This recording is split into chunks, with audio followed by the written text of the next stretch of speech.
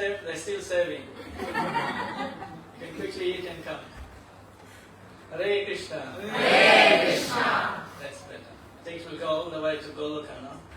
The chantings. Srila Prabhupada ki. Jai. So just chant Radha Madhava, then we'll see what's on the slides.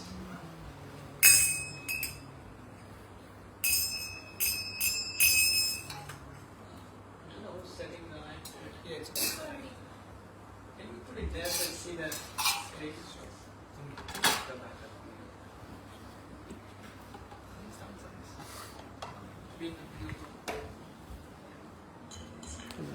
Huh? So you can see the speaker. Yeah, that's what. And Yes, go. yeah.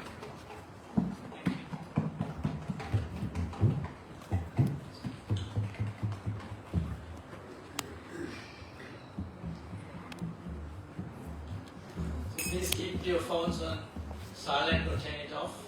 If it rings, $20 goes into the donation box.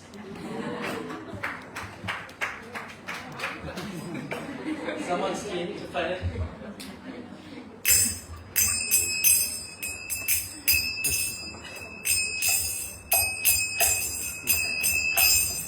Jaya Radha Madhava Kunja Vihari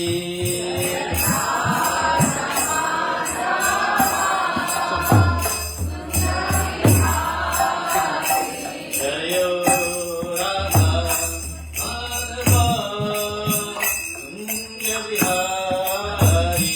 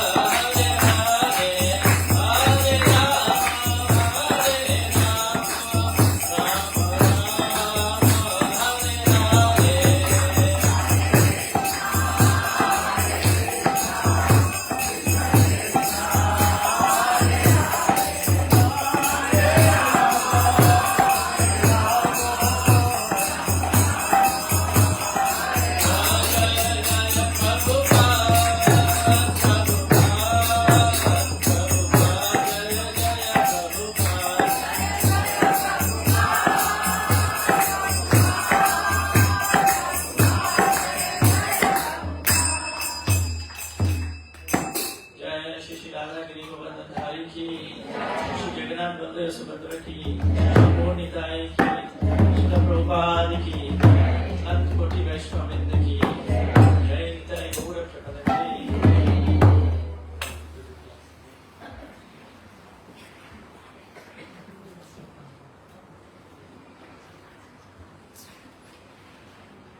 I just have a humble request. Prabhus, you can just bring a chair forward in a clear voice so you can see the screen a little bit. Shlok and Devansh, can you please help them with the chairs? While we say the prayers, you can quickly set it up. Thank you very much.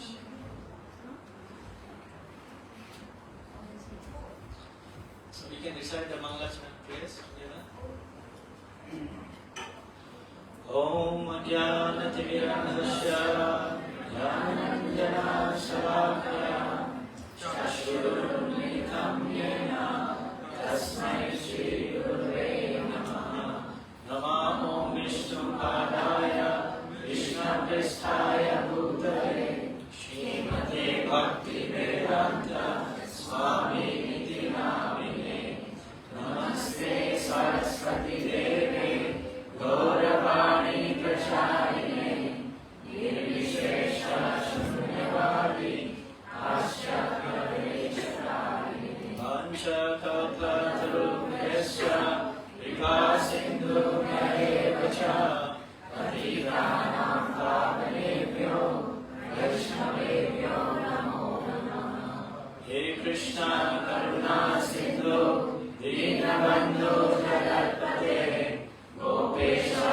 Gopika Kanta Radha Kanta Namostute Tatra Kanchana Gaurangi Radhe Vrindavaneshwari Vishwanusute Devi Pranamami Hari Priye Jai Shri Krishna Chaitanya Prabhu Nityananda Shri Advaita Gadadhara Shivasadi Gaura Bhakta Vrinda Hare Krishna Krishna Krishna Hare Hare Hare Rama Rama Rama Hare Hare. I have one more request. If you can please come forward so the other devotees will be joining. There's place to sit. The closer you get to Shri Radhagiri Gopaldhari, the more messy you get.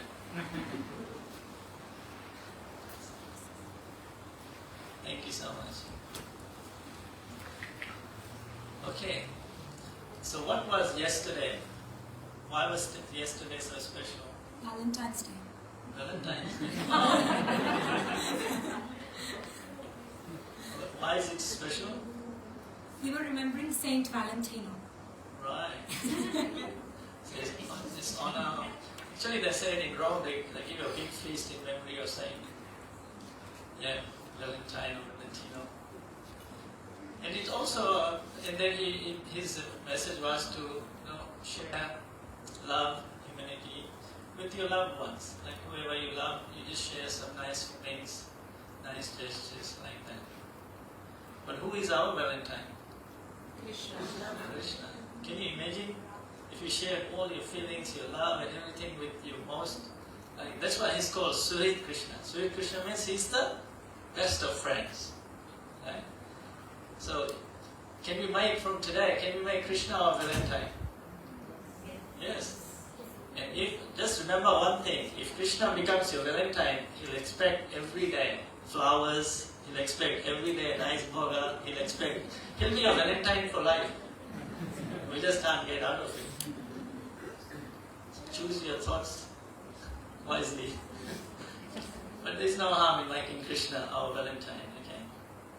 Because Krishna, it says here, when you are in a relationship with Krishna, every day is a Valentine's Day. Okay, so let's get into lessons from Royal Mailship Titanic. 114-year-old disaster. We all know the story of Titanic, what happened, right? So we'll see some of the lessons that come out, which I explained, from this disaster which happened. So I've just got one slide here in case some of the youths are interested. Even though it's a Royal Mail ship, but actually it was a very, very luxury cruise ship. Has anyone been on a cruise? So you know about, right, all the luxuries, all the things that come with the cruise ships, right? So you might have so many things in there if you've been on a cruise ship. There are slides, there are swimming pools. Even though in the sea you still have swimming pools on the ship. Interesting, huh? You are in the biggest swimming pool, but still you are in the smaller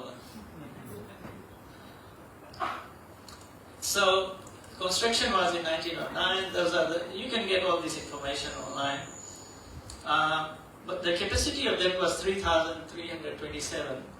But on that day, I think there were only 2,240 passengers on board. And the designer was Thomas Andrews. He was a very, very brilliant guy, British fellow. And he was the main architect behind it, even though the builders were hard involved.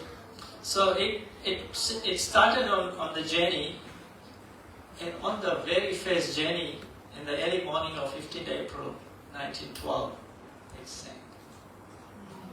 Can you imagine? They spent so much money, so much time, so much effort, and they said that this boat cannot be sunk. And on the very first journey, it just disappeared. Lots to learn, right? So when we create something, that's why Lord Brahma is so busy in creating.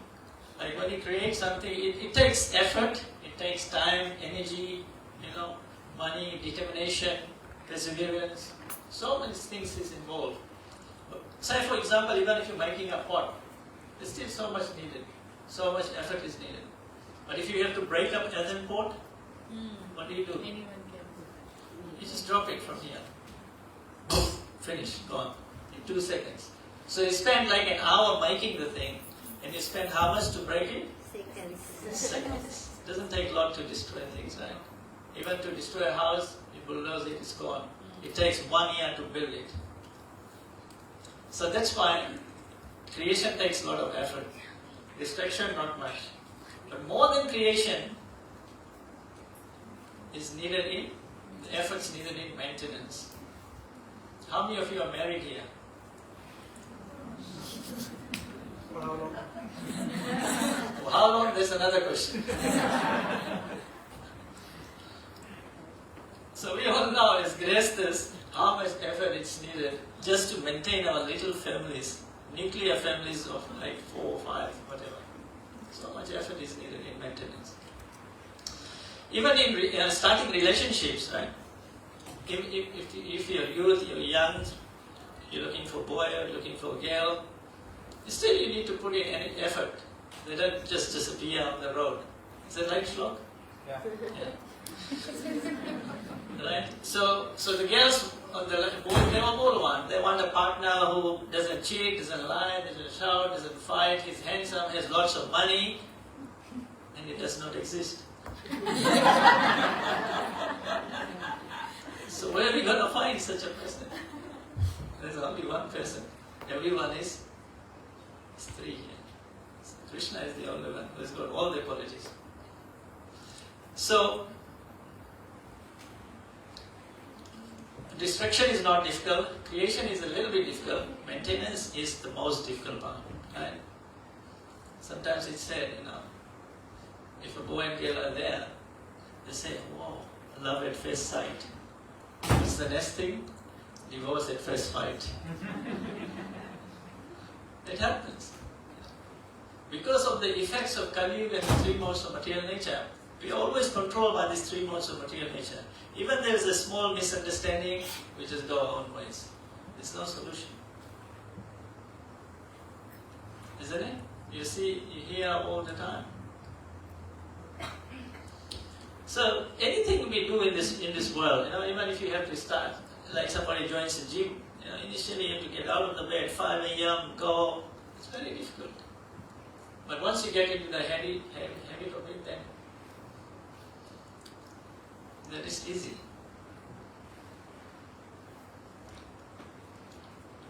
One time one father asked the son about the exam results. So the son said, the lawyer's son has failed, doctor's son has failed. Are you Albert Einstein that your son will pass? But the father said, Lucy, that girl in your class passed. What happened to you guys? He said, we were all looking at Lucy, that's why we failed.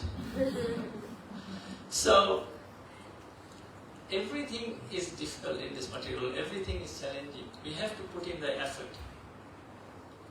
Even like devotees, when we chant Hare Krishna, right? In the initial stages, it's challenging. Now you have to wake up early in the morning, chant Hare Krishna, chant for 2 hours. It's an austerity for most of us. But once you get into the habit of it, then you can maintain it, even though it's a challenge. So we can see, as I said earlier, there are 3 modes of material nature: ignorance, passion, and goodness. So ignorance deals mostly with madness, intoxication, decisions which are very harshly in life. People commit suicide so easily. It's controlled by Lord Shiva. Passion, endeavor, we put in endeavors to get results, but it doesn't allow us to see life with very much clarity. There's still a little bit of cloudness in there. Sometimes the lust and the greed, they bind us as well. So we see creation is headed by Brahma, but goodness, the maintenance part, it illuminates the land. And how does it do that? When we have firm commitments. When we have firm commitments in life, then goodness will illuminate our life. Then we can see things with a lot of clarity. That's why it's headed by Vishnu. It's not easy for Brahma or Shiva to maintain this. So we see sometimes, we say, life in passion is like ice cream. How many of you like ice cream? You're all passionate, right? So life in passion is like ice cream. Enjoy it before it melts. Right? You want to enjoy the ice cream before it melts. But life in goodness is like a candle, a burning candle. It illuminates before it melts. So that's the difference. So in passion, this is what we want to do. We want to enjoy the ice cream before it melts. But in goodness, what does the candle do? It illuminates before it melts. They both melt, but there's a difference between the two. So how can we illuminate our lives? We put a burning candle in our mouth? No. This is just an example. So, it says in the Ramanam Mani Deepa Dharu Ji Deri Dwar Tulsi Bizar Bhagi Jo Jai Sujya. If you want illumination inside and outside, we always have to put the holy name on our jiva, on our tongue. So just by the effect, illumination of the holy name, your inside will always be illuminated and your outside will always be illuminated. And that way, we can also share this illumination with others as well.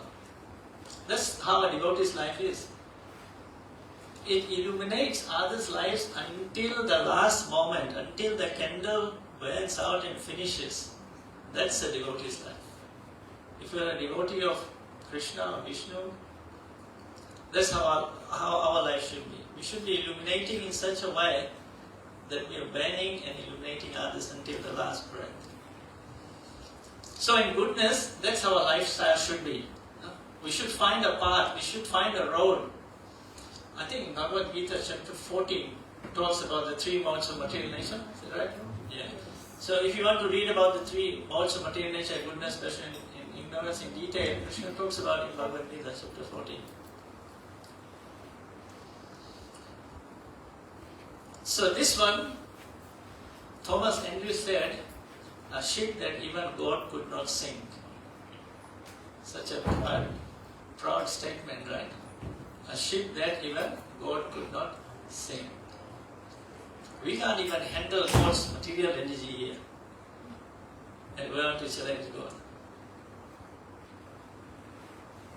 So Thomas Andrew, even though he was such a materially intelligent fellow, but he wasn't very spiritually inclined. So he couldn't see with clarity that who's actually behind this creation.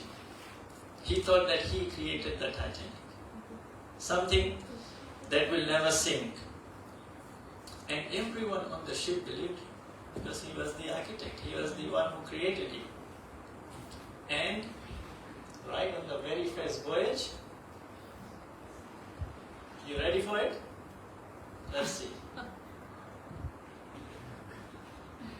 The Titanic, a grand ship carrying about 2,200 people, was making its maiden voyage from England to the United States. As it sailed through the North Atlantic Ocean, it struck an iceberg, tearing a massive gash in its hull. Water began flooding into the compartments, and despite its advanced design, the Titanic was unable to handle such a severe breach and started to sink. With water pouring in, the Titanic's bow began to dip, causing the ship to tilt downward. This made it increasingly difficult for passengers to move around. Inside, the lights flickered and the electrical systems failed. The Titanic's luxurious dining rooms and cabins were soon inundated, with furniture and glassware being tossed about as the ship tilted further. After about 3 hours, the Titanic broke apart and sank to the ocean floor, leaving behind a scene of tragic loss and chaos. Sad, huh? Very sad. So many people lost their lives. Well, I must thank Ranesh for setting up this video for me. Technical fellow. So it came into the Boston Daily that the Titanic sinks, 1,500 people died. There were some saved, but most of them could not be saved.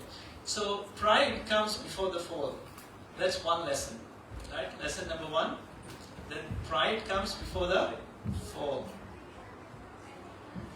So we can be successful, but if pride comes in, then success will be crushed. So with pride, success is a what? Failure. With pride, even though you might be successful, but if you are proud, then you are a failure. But with humility, then the apparent failure is a success because you can come out of it. You are humble enough to know what's working and what's not, and then you can come out of it. But with pride, then we are sometimes blinded and we cannot come out of it. Dangerous position. Sometimes we see, even in religion, we see, we pray, Ganapati Bappa तुमसे बड़ा को और ना कोई, और तुम्हारे भक्तों में मुझसे बढ़कर कोई ना कोई. So you are the greatest, but amongst all your devotees, I am the greatest. All this pride creeps in. We see so many examples. Look at the example of Duryodhana. He didn't even want a royal umbrella over his head. He was so proud. He said, I don't need it. Ravan, Hiranyakashipu, they all had so much pride.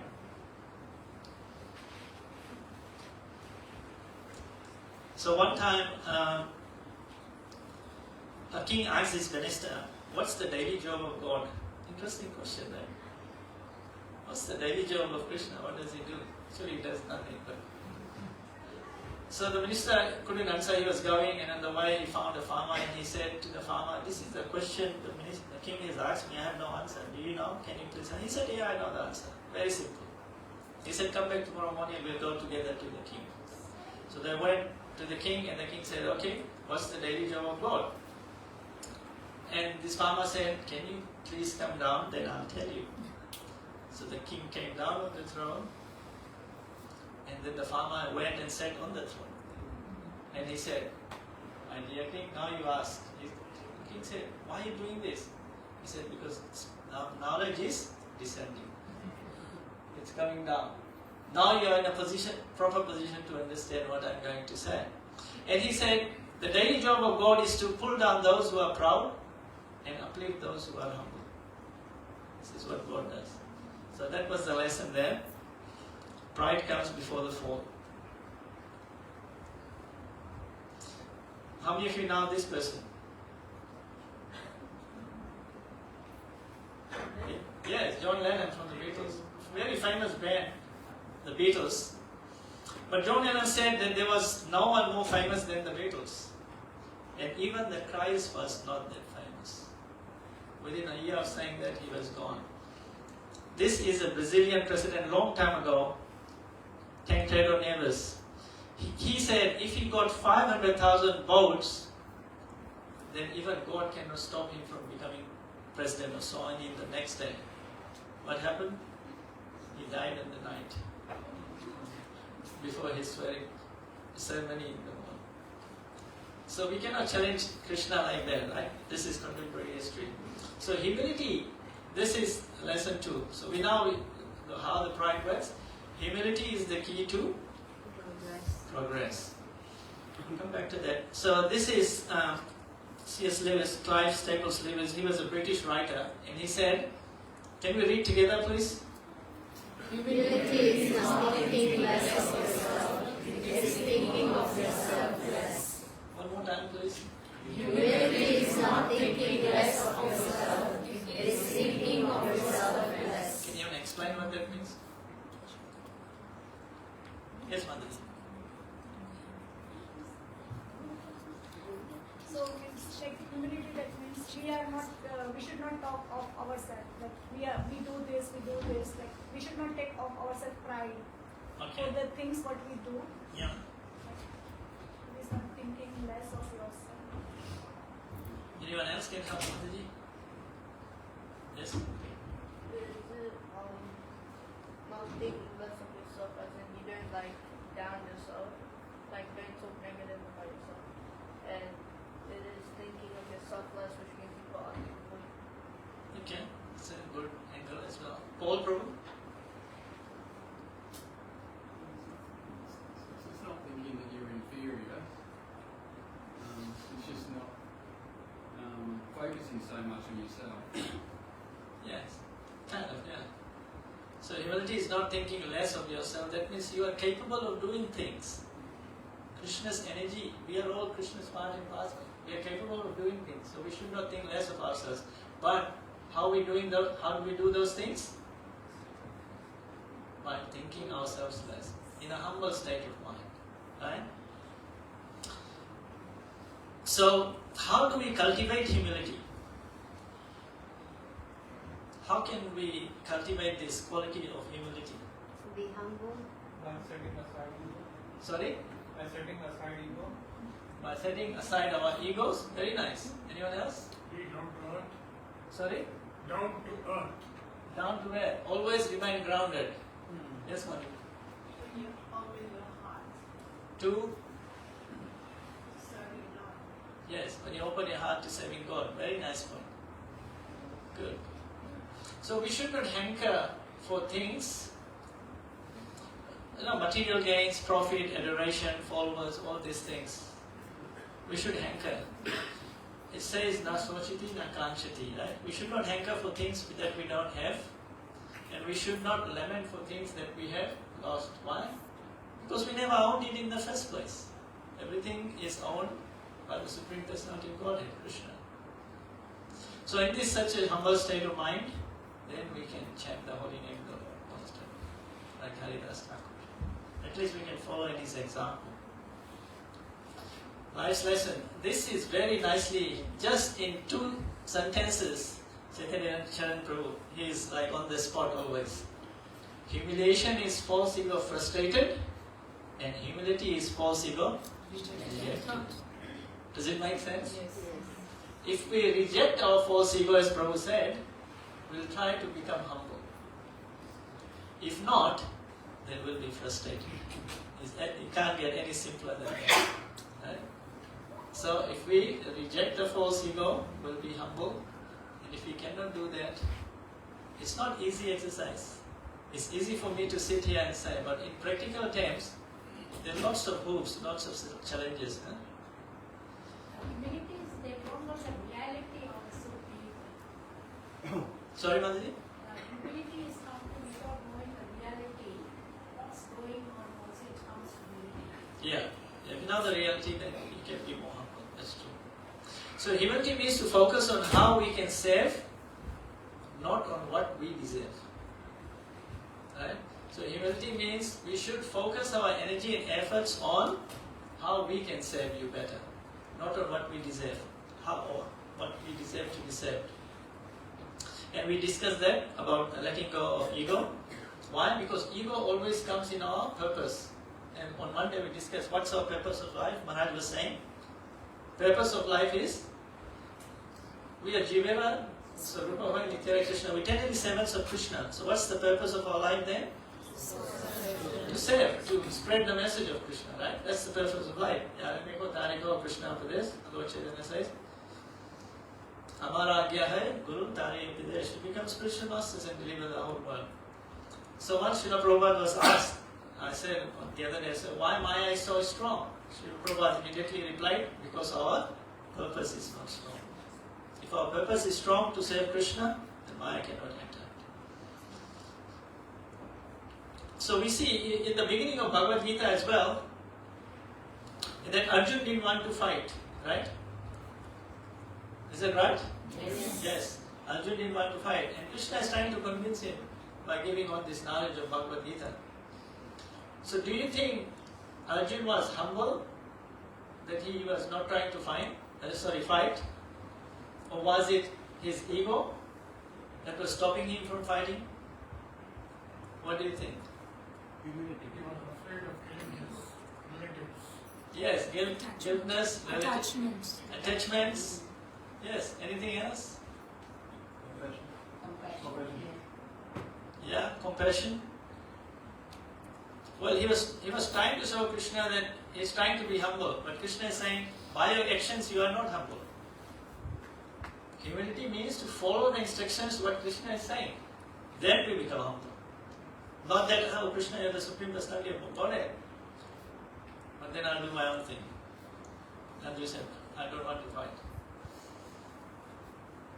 So, Krishna really bears Arjuna. If I'm a close friend of you, say we are all friends, say Rampyara Prabhu is here, and we have good relationships and everything, and one day I ask him to do something and he is giving me reasons that he doesn't want to do, he's cutting corners, I go on to his face and say, Klaibyam, Hare Darlabhyam, words like this. Huh? Can you imagine, like Krishna saying on Arjuna's face, you are talking like a learned man, but you are impotent. And he is a Kshatriya. Can you imagine what's going through Arjuna's head? He's a Kshatriya, he's a fighter, and Krishna says, unmanliness, impotent, weakness of heart. What are you talking about? He really shook Arjuna. Open your eyes, man. You are a Kshatriya, you have to fight. Right? Like if I say to Prabhu, come on Prabhu, you are a doctor, you have to treat this patient. Don't be unmanly. Don't be impotent. How come these impurities of weaknesses, heart has come into your heart? You are a doctor, you should be treated. It will shake him, right? Really. So that's what Krishna was doing to Arjuna. He was really shaking him up. In the sense that he was trying to put some sense into Arjuna that, hey, you are a Kshatriya man, do your duty. So, real humility is to surrender, as we said, to the instructions of Bhagavad Gita and practice that in our daily lives. Like Arjuna, even though Krishna spoke the whole Bhagavad Gita, and in the end, towards the end, what did he say to Arjuna? You do whatever you like. Why did Krishna say that? Because he was ready to repeat the whole Bhagavad Gita if Arjuna asked again. If Arjuna said, Krishna, I didn't understand all these things, then Krishna would have gone again. So he gave him an open-ended statement. You do whatever you like. And then Arjuna said, I've understood what you said, Jananda. I'm going to fight. Interesting, huh? Okay, who's this person? Albert Einstein. What was he famous for? Sorry? Theory of relativity. Do you know what they? Can you tell us, please? It is when you are sitting on a hot pot and then 5 minutes feels like 1 hour, but when you are sitting in a very comfortable place, then hours and hours feel like just minutes. Yes, thank you. So, theory of relativity, basically you can read about it. It's about space and time are relative to each other. It depends on the observer, how you observe things, right? So Einstein gave the theory of relativity in one sentence. He said if you are with your girlfriend, 1 minute feet, 1 hour seems like a 1 moment. If you are with your girlfriend, 1 hour seems like 1 moment. But if you are sitting on burning coal, 1 moment feels like 1 hour. In simple terms, that's what he was. So Albert Einstein was a student of Bhagavad Gita as well. And he said, everything is detailed.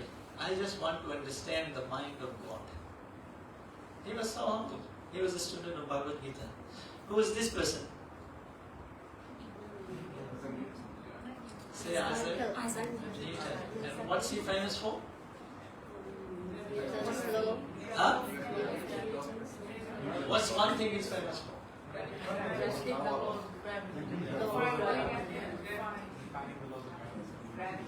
Gravity, okay.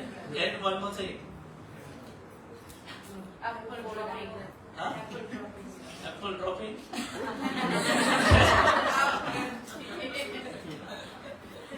Mathematics, right? What did he start?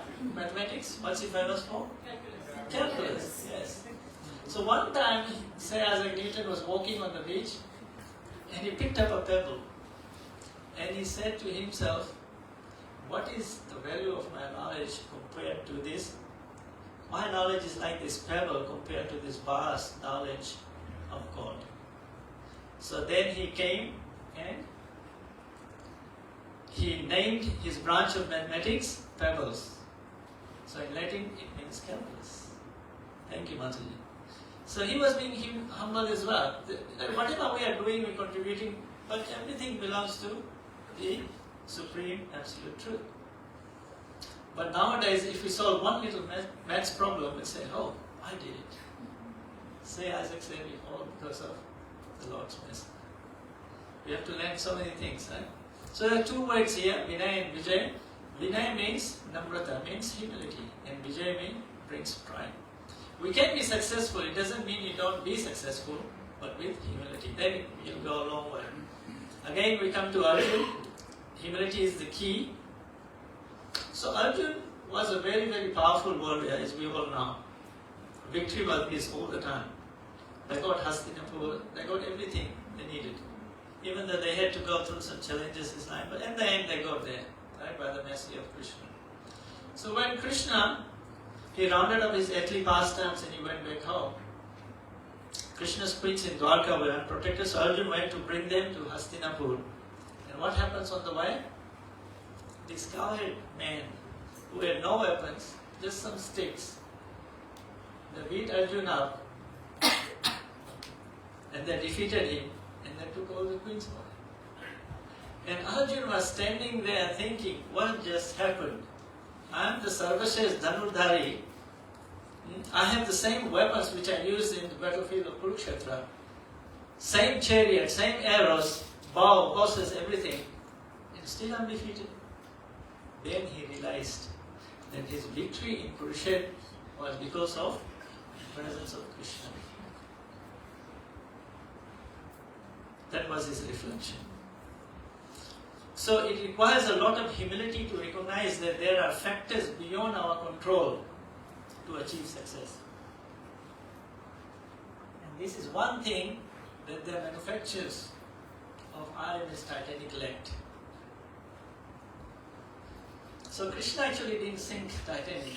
His material energy is more than enough to do this service. So there was another ship called Olympus or Olympic. Right? So Titanic was comparing itself to this other ship, Olympic. And they made this Titanic ship in competition with Olympic. So Olympus is the name of Greek god, but Titan is the origin of all Greek gods. So if you have Olympus like one Greek god, I should be the source of everything, so I'll become Titanic. Such an unhealthy competition, right? So everything there is some competition. There is unhealthy competition or healthy competition, whatever you might want to call it. If an exam results come out, sometimes the students, they just see what the others get. He failed by 4 and I failed by 2, so that's okay. I'm still doing well. Right? I'm still better than him. We compare, right? We compare phones, new phones come out, gadgets, iPads, things like that, cars, houses, whatever it might be. We compare husbands and wives. When two couples meet, the wives look at each other's saris, and the husband look at each other's wives, right? We're always comparing. She looks beautiful. Her sari is beautiful. Always comparing. But remember, this comparison leads to two things: jealousy and envy. In a subtle way, it will lead us to that position of jealousy and envy. What's the difference? So jealousy is a perceived form of negative feeling. Jealousy is a perceived form of a negative feeling. And envy is the active expression of that negative feeling. Does it make sense? Yeah. So say for example, the neighbors bought a new Jeep, new car. So we become a little bit, uncomfortable, jealous. Oh, they got a new Jeep. We should also get something. And within 2 weeks we go and buy a BMW. So the jealousy transformed into envy. So we got better than that. But all these things is working in the background, in the subtle mind. Right? So we were jealous first, now we have become envious. Even though with the neighbors we'll smile and say hello, hi, but then we'll drive in front of their house with our new BMW and say, hey, got you this time. Is it clear difference between jealousy, passive, and then envious is active, right? So how does this affect this unhealthy competition? This is the flow chart you can remember. So when we compare ourselves with others, we become jealous and then become envious. What does that lead to? Insecurity. We feel insecure, we don't have this thing. We want it, right? I want it all. I want it all. I want it all, and I want it now. मुझे अभी कभी चाहिए. I want it now. I want it now. I want it now. That's insecurity, and that leads to unhealthy competition. I might skip a few slides because of time. I can go to the next one. Life's lesson: competition with yourself or your setbacks is a healthy competition. Why? Because it makes you better. Who are you competing with? Yourself. If you compete with yourself daily, either at your work or in your spiritual life, in your sadhana, in your chanting, whatever it might be, if you want to do it, competing with yourself means you want to do it better every day. You want to be better every day at whatever you're doing. It's a healthy competition because you are improving your own life. But if you're competing with others, you're always checking what they are doing. Right? It's an unhealthy competition. Prabhu knows we can get heartburns. So the difference is it's just a change in mindset. Right? Are we competing with ourselves or are we competing with others? Competing with yourself, that's good. So conception of Titanic was envy, insecurity, all these things which led to the unhealthy competition with purpose. And then they made a bigger boat, more expensive. Rest is history. So the warnings were given to Titanic. There are different warnings wirelessly from different ships around that, hey, be careful. I think the ship was Carpathia in Colombia, that big iceberg, be careful. They ignored all the warnings. Why? Because in their mind it was that this ship will not sink no matter what happens. They ignored all the warnings.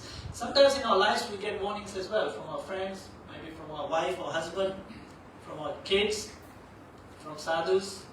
We should take heed of those warnings. Otherwise, when our life will hit the iceberg, it will become very, very difficult. We might not even have the lifeboats.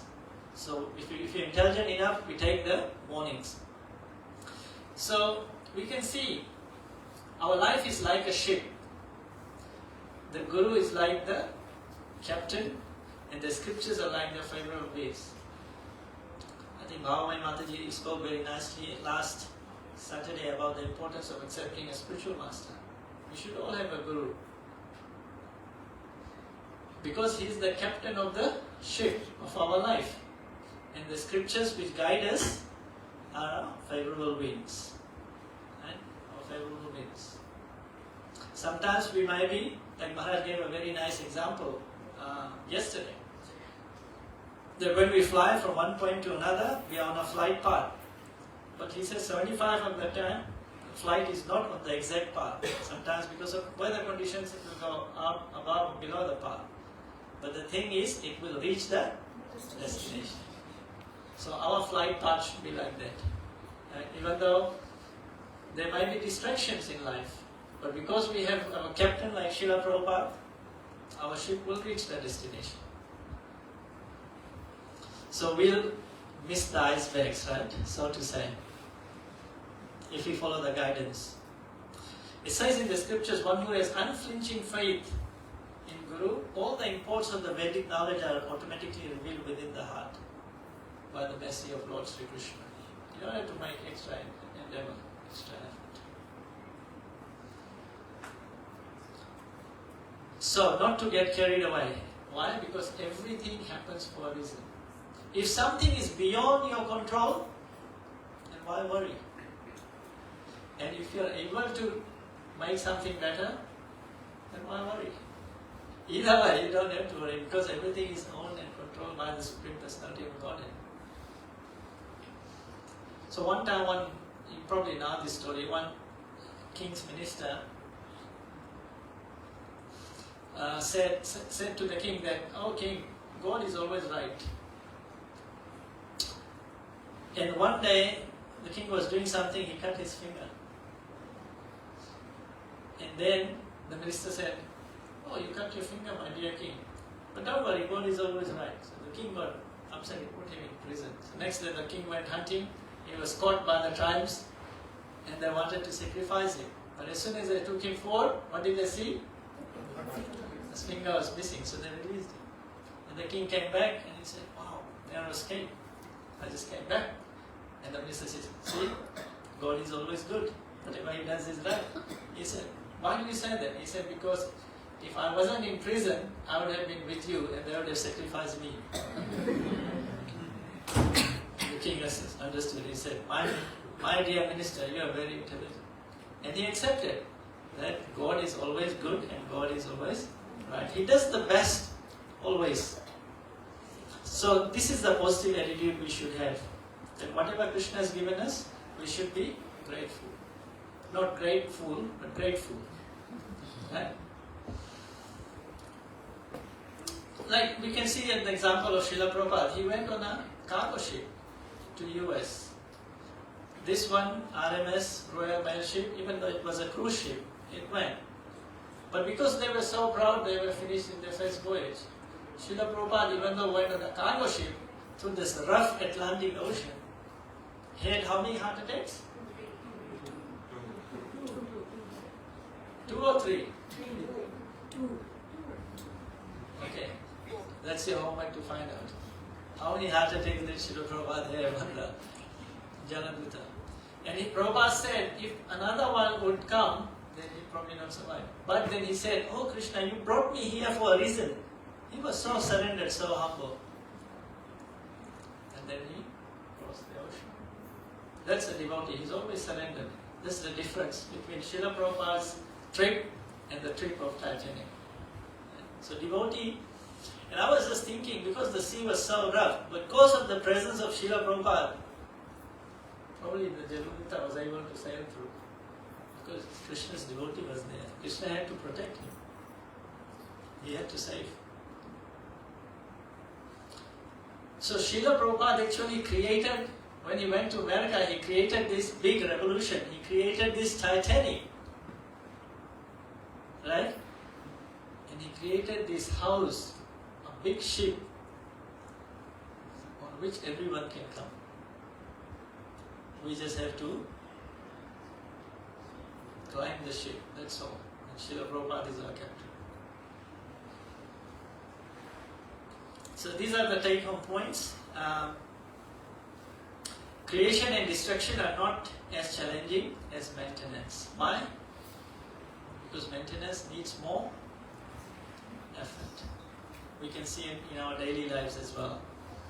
Cultivate lifestyle in the mood of goodness. Right? You can read from chapter 14 of Bhagavad Gita. What are the qualities? What are the activities? What are the things we need in the mode of goodness? Eat away your pride before you fall. You should note the warning signs. Humility is the key to progress and success. What's the definition of humility? False ego? Rejected. And what's humiliation? Most of the time in our life we are frustrated, right? We are humiliated, we are frustrated. But if we become humble, then we reject our false ego. Then we are probably instated in our swadharma, which is and we are eternal servants of Krishna. Then we can perform activities for Krishna's service. Jealousy and envy leads to insecurity, and which leads to unhealthy competition. Have a positive mindset, positive attitude. Everything happens for a reason. So, and we just discussed our life is like a ship. Who's the captain? Guru is the captain, and the scriptures are the favorable breeze. Right? Yes. 2 heart attacks, he said. Is he right? Okay. They all said you were right. Yeah, Prabhupada writes if he gets a third one there. Thank you. And everything is owned and controlled by the Supreme Lord. So if we, even for a moment, we think, hey, this is my wife, or this is my son, this is my house, this is my new phone, this is my new car, we are in illusion.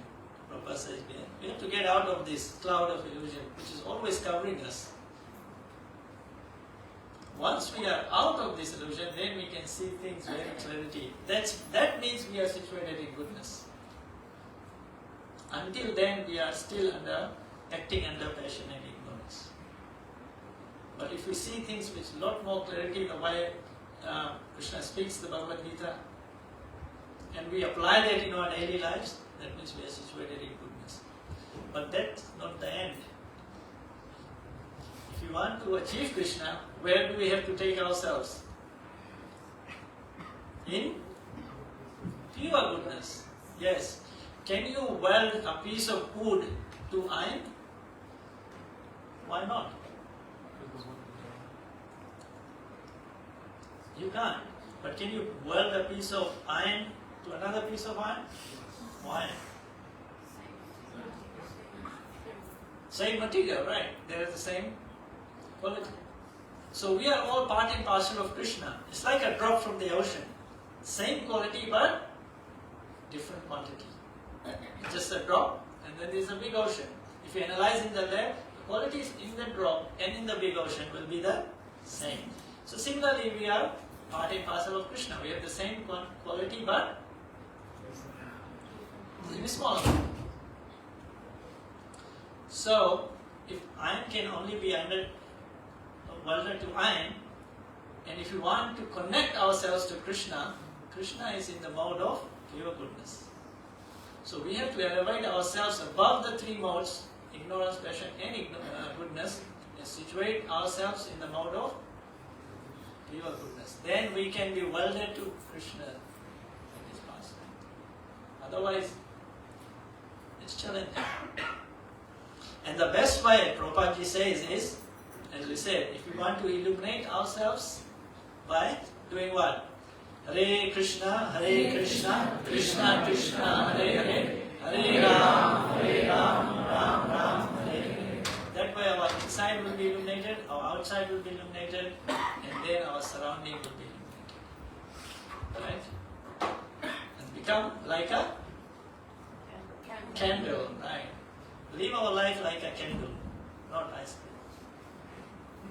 Even though you might have ice cream sometimes. I just wanted to finish, only 1 minute.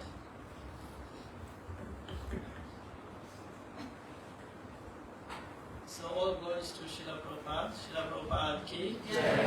So we just had some nice prasadam, and we just had a very, very interesting youth class, youth session, those of the youths who attended. And I just want to ask you one question. Can you laugh and drink at the same time?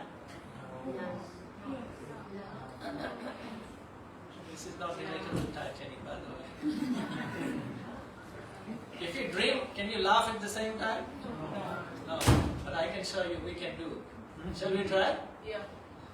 It's called laughing lassi.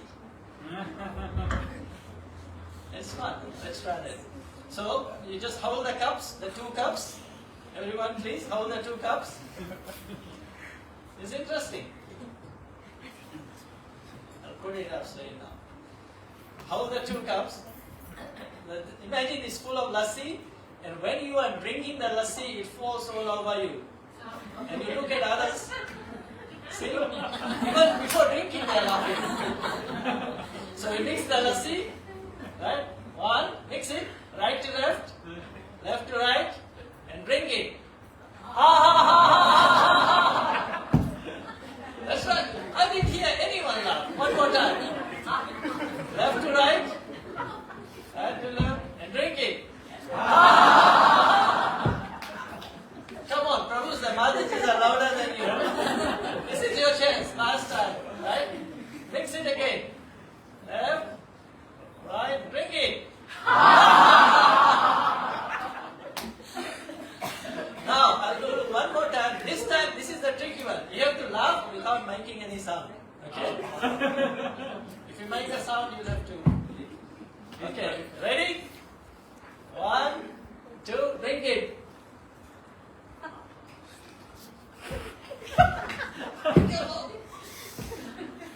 You can try it.